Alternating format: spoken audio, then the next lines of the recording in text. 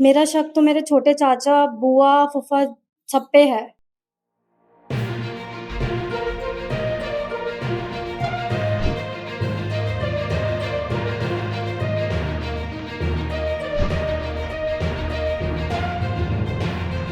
कुछ चीज़ें हैं जो कड़ियाँ जुड़ नहीं रही हैं अभी, तो ऐसा भी प्रतीत हो रहा है कि कुछ बातें अनुसंधान के क्रम में छुपाई जा रही हैं।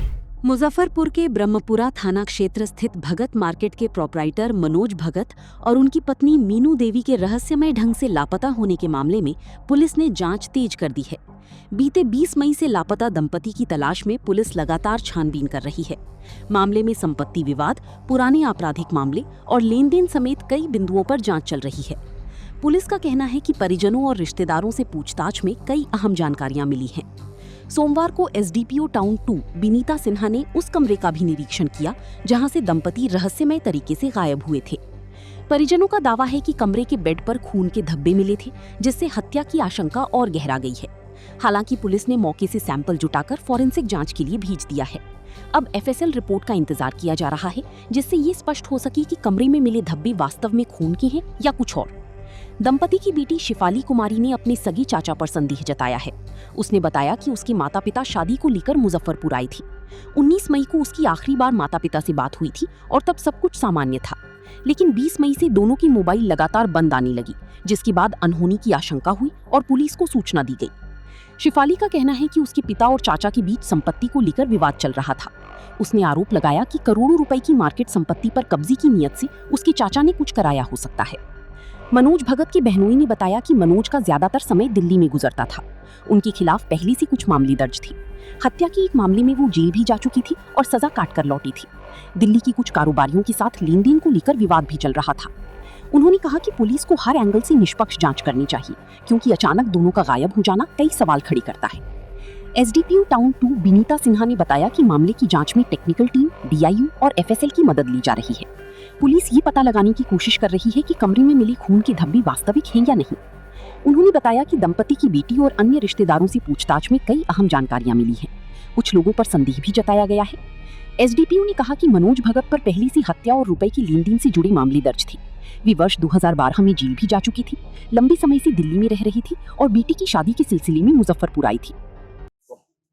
मेरा शक तो मेरे छोटे चाचा, बुआ, फूफा सब पे है, क्योंकि मेरी शादी से पहले ये लोग मेरी मम्मी को यहाँ पे रहने नहीं देते थे।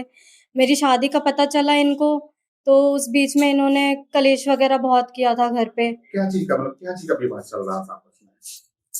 मतलब टॉर्चर करना कि तुम लोग यहाँ पे क्यों रहते हो, जाके वहीं रहो। कौन लोग टॉर्चर कर रहे थे? चाचा, दोनों बुआ, क्या नाम हुआ चाचा? अविनाश कुमार। उसके बाद 6 दिन से लापता है, उसके बाद क्या कर रहे हैं? मैं चाहती हूँ कि उनका सीडीआर रिपोर्ट सामने आए।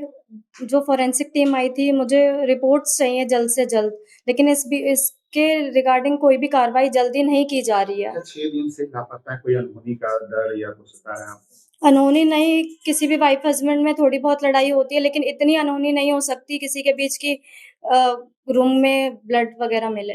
हाँ, मतलब वही जो मेरे छोटे चाचा का कहना है कि आपस में मारपीट हुई होगी या किसी ने, मेरे मम्मी ने पापा को मारा होगा, लेकिन अगर वो जाएंगे भी किसी को हार्म करके, तो वो सामने से क्यों नहीं जाएंगे, पीछे से क्यों जाएंगे? अच्छा, क्या जमीनी विवाद को लेकर विवाद चल रहा था?